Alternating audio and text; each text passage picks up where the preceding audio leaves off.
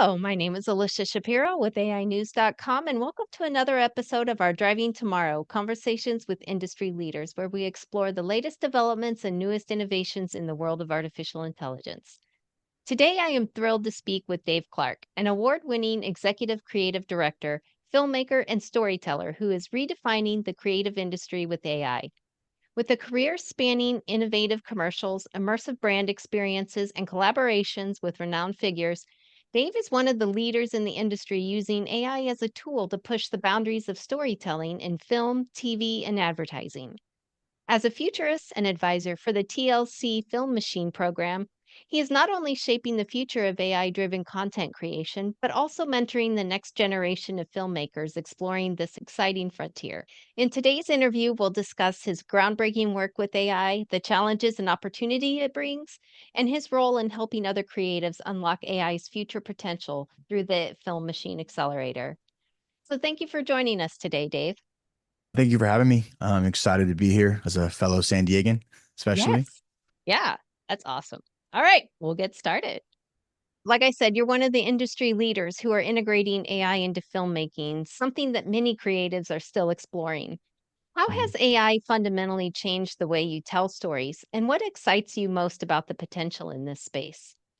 Yeah, I think individually it's excited me and changed the way I approach storytelling because it just allows me to iterate so much faster. It allows me to Mhm. explore the hundreds of ideas I've collected over my career. And I think a lot about even both in advertising and film.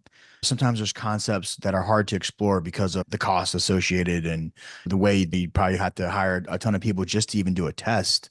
Whereas Yeah, now with some of these generative tools, you could do your tests on your own home office and produce at a level where you could show it to a client or to a producer and it can still blow them away, which is the most yeah. exciting thing. And as Absolutely. award-winning filmmaker with a background in both traditional and AI-driven filmmaking, how has your creative process evolved since you started using AI? And could you share a moment when AI completely transformed a project for you? Yeah, definitely. I think the first thing I could think about is when I first used ChatGPT to help me create a log line for a script that I have Mm. written. And if anyone who's ever written a screenplay, they know how tough it is to distill your whole entire 100-page script into a sentence and Oh, make it yeah. compelling. And the hardest thing to do is staring at the blank page, trying to get at least something down that you could pick apart. And I think large language models, particularly like Claude, Anthropic, and ChatGPT, are really good at just giving you options very quickly. And while they're Mhm. not always perfect, it's almost like it's a cheat code because it allows you to take five different options and then figure out from there how to find the best option or find tailor it. So definitely, yeah, as a creative, almost a creative writing partner is the way I like to talk about ChatGPT, for instance. It's not doing the writing for you, but it's acting as like a creative partner that's on the clock 24/7. So anytime I want to see break apart, give me the different structure of my screenplay or how does this feel for a inciting incident, it's always good to just get a an opinion. And they're pretty good Yeah, at script analysis. I fed in entire scripts to ask them how my script is, and I've gotten great feedback. that's really cool. Yeah, I've noticed with some of my own writing with AI news, I don't even know where to start. Or I have two ideas and I'm like, which one's the best? And I really do think that's where ChatGPT and the other LLMs can really shine is their brainstorming and feedback abilities for sure. Yeah, it gets through all the muck, goes through the gets you like at least to like second base, and you're not just stuck in like purgatory trying to figure Yes. out what the first word should be. Yeah, it's great. But with every new technology comes some challenges. What are some of the biggest obstacles you've encountered when integrating AI into your film production, and how have you overcome them? Yeah, I think a lot of the misconceptions about AI is you're going to be able to go in there, type a prompt, and get this award-winning scene or Yeah. film, Spielberg level film, and it's just not true. I've used generative AI professionally now on major brand commercials, where it wasn't just a matter of going in there to like any kind of prompt or mid-journey runway and getting an output and there's your final commercial. It was still a Right. lot of work. It was still a lot of collaboration, still a lot of traditional methodologies and tool sets, like working in 3D, working with VFX artists, CG artists. It's basically like we call it kit bashing in my world, where you take AI and you take a 3D tool and you use them together, and then you do the finishing and editorial. So it's still quite a bit of work. The thing that it's still efficient in that something that used to take 2 weeks to get to an answer, you can do it within a few days. I think that's where it gets really exciting. And what it unlocks is this opportunity to iterate fast. So instead of just settling for what it looks like when you spent 2 weeks on it, you can say, let me try this 10 different ways now because I was able to do it so fast. And I think that's what's Yeah. the most exciting thing, especially for Yeah. clients. Yeah. It's It still takes work. You still have to, like you said, you still have to check it. You still have to make the edits, and it's a good starting place. But yeah. it's like why all the high school kids get caught using ChatGPT for their papers. And that's not going to fly. You can read that and know that was not written by a human. Yes. You still have to give it the Yes. humanity and the nuances. So it's funny whenever I see a teacher crack down on a student for using ChatGPT, I was like, man, if you were smart enough, you'd actually go in there and kind of mess it up a little bit. It's not supposed to be Yeah. perfect, That's you know? true. If it's too perfect. Yeah, it doesn't feel real. Yeah, it's good advice to keep in mind. And looking ahead, where do you see the most exciting opportunities for AI in the film industry? And how do you think it'll redefine the roles of filmmakers and storytellers in the coming years?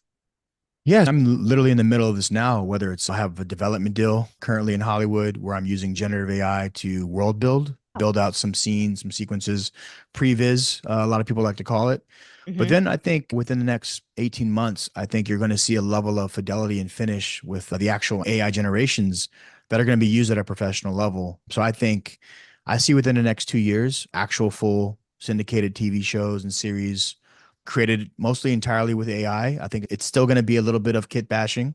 It's still going to be a Hmm. little bit of traditional meets new technology, but Hmm. it's also going to come down to the greatest stories. What are the best ideas? Like the best idea is going to win. I think people need Hmm. to stop thinking that AI is going to take over when it still comes down to the human centric idea, because at the end of the day, it's still a business. You still have to entice an audience to pay to watch your movies and shows. And I think those are going to come from super highly original ideas that I think AI will, and it will unlock a lot of these ideas, but it's still going to take a writer to really Yeah. put it together, a storyteller. Yeah.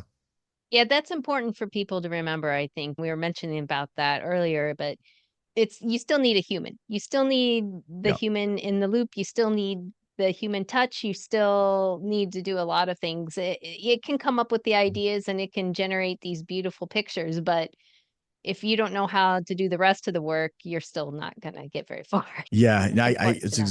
it's exactly what I tell people. It's like anyone can create a beautiful image now. That's Yep. not, I don't think that what the true issue is with people being afraid, but I will say that to put a sequence of images together that you actually want to watch for more than 90 seconds, that's the Yes. challenge. And there's still only a 1 to 2% of the population can do that when it comes down to it. And that's what Hollywood's going to pay for. So it's not going to Right. be a little trailer you do with using AI. It still has to be a good story or at least funny, right? It has to be something that Yeah, can entertain. that's right. And shifting gears a little bit, you're a key advisor for the TCL's Film Machine program. What excites you most about being able to help other creatives use AI in their storytelling? And how do you think this program is helping shape the future of the industry? Yeah, I think for me, I also am an instructor at Curious Refuge for their AI Mm, advertising course. I just taught at UCSD. I gave a talk last night, mm, but I enjoy, again, teaching the next wave of creators and filmmakers, introducing them to this new technology and giving them some breadcrumbs of how to implement it with traditional. And then the TCL program, I think, is exciting because one, they're actually bringing in real storytellers or actors from the Hollywood community and putting them together with Gen AI talent, artists, and filmmakers. And I think what it's going to allow is going to allow for both worlds to learn from each other. mm. They're bringing the power of story and the actor's touch, but they're mixing that with the cool technological advancements of generative AI, which allows them to visualize these stories in efficient ways and new ways. So I think Yes. I think they're doing a great job of fostering that kind of what I think that collaboration is the most key and most important part of implementing AI with Hollywood is you got to show that you still need some of the old with some of the new to make the best product. And I think that's what it's showing in the program. I don't know why this made me think of this, but I just read that Governor Newsom signed a couple of bills into law today about protecting the Hollywood writers and actors and filmmakers from other people to use their likeness and their voice. Have you encountered any problems with that, either through the TCL's film machine program or just on your own? No, I for one, I actually applaud Governor Newsom and the SAG for doing it because I think it's needed. I think if anyone ever expected that you can use Leonardo DiCaprio's likeness without his permission, just doesn't make sense. No, So to yeah. make it an actual rule and law, I think is the smart way to do it because if you read the fine print, it still says that this is just without the permission. Obviously, if Mhm. they and their estate give you permission, grant you permission, then that's how it should be at a contractual Right. level. They're being paid for, they worked hard for their likeness. That's what makes them their money. They should absolutely be paid every single time you use it. So I'm a true believer in that. I think that's how it should be. But yeah, I think you read some of the headlines and it feels like, oh no, you can't ever use AI with Yeah. actors. But that's not what they're saying. They're saying, no, No. you just got to make sure you pay them. So I think I just Yeah. wanted to clear that for a lot of people who, I know a lot of AI filmmakers got nervous when they saw that. I was like, no, no, they're just saying that it needs to be done just like any other movie or animation film. If you're Yep. going to use their voice, that's a contract. They get paid for that film. You don't get Mhm. access to their voice forever. That's That's just right. that's just fair. Yeah, that's exactly right. I believe the same thing. Yeah. And the TCL Film Machine provides support to filmmakers who are experimenting with AI. What advice would you give to filmmakers who are just starting to integrate AI into their work, and how do you see their projects being able to push the boundaries of what's possible? Yeah, so I'm really good friends with Chris, Regina, and Dan over at TCL Film Machine, and they're big fans of my work. And they're looking at someone like myself, and that's why they brought me on as advisor because I'm always pushing the technology. And I think Mhm. what this program is going to do is it's going to allow them to push that technology at one of the biggest stages with, again, name talents that you see them in some of the variety articles and deadline articles. Like these kind of guys and women, they make these headlines. So I think Yeah. it's going to bring a lot of eyeballs on what they create. And I think they're going to premiere them at the Chinese theater, which is only going to be grand and that's a spectacle. So I think it's going to paint AI films in a good light. And I think some of their stories are great. One of the filmmakers is disabled. So he's Oh. using this AI filmmaking as means to. So I think that to me, like that little small thing shows the power of using AI. I think there's lots of benefits for it, but that's particularly shows you that it gives actors life. It actually breathes life into their careers and allows them to tell all the stories that they ever wanted to tell, no matter what their situations are. And I think that's really exciting. Oh, that is. It must be so exciting. And Mhm. just to be able to have that opportunity must be amazing. That's great. Yeah, it's super cool. And before we wrap up, I'd like to shift to a couple of lighter questions so our audience Sure. can get to know you a little better. When you do step away from your work, what are some activities or hobbies that you are passionate about? Yeah, because of my wife, I'm a big Chargers fan for Oh, yeah. football. So we Mhm. always watch football every Sunday. I'm also a Lakers fan, LeBron fan. I'm actually a competitive VR gamer. So when I'm not working, I Mhm. play a lot of VR games on my Meta Quest, and I won't say professionally, but competitively. It's for cash prizes, a lot of it. But I do Nice. love that. And then obviously, I love my family, my children. We love going on vacations. We love going to Mexico. I just love it. I say as terrible as COVID was to many, the best thing was I got to see my kids grow up and work from home Yeah. for a lot of that time. So I don't take it for granted being able to spend Mhm. time with them and just take them on fun vacations. And like it could be a trip to the San Diego Zoo. It doesn't have to be anything crazy, but Mhm. just time with my kids, seeing them enjoy life is one of Great. my favorite things. Yeah, that's awesome. And finally, is there a particular film or director or even storyteller who has had a significant influence on your approach to filmmaking? And how has their work shaped your creative process? It seems a little on the nose, but my favorite filmmaker growing up is Sir Ridley Scott. Alien was the first movie that I saw as a kid. Obviously, Blade Runner is one of my favorite movies of all time. And Yep. I've got to meet Ridley several times over the last year. Oh, wow. Because of the AI work I've been doing, it's caught his eye. If you remember him, he's someone Hmm. who loves the new ways of telling stories. He was very innovative in his 1984 Apple commercial. Someone like just having him as a mentor and I can actually say like a colleague in some sense, it's been really Yeah, great because he's someone that I looked up to for so long. And basically, it proves what I'm doing is potentially the future of filmmaking, and getting his blessing is really cool. that's amazing. That must be so awesome. And Yeah, that it's you pretty got to cool. meet him, and now that's great. Oh, that's so Yeah. cool.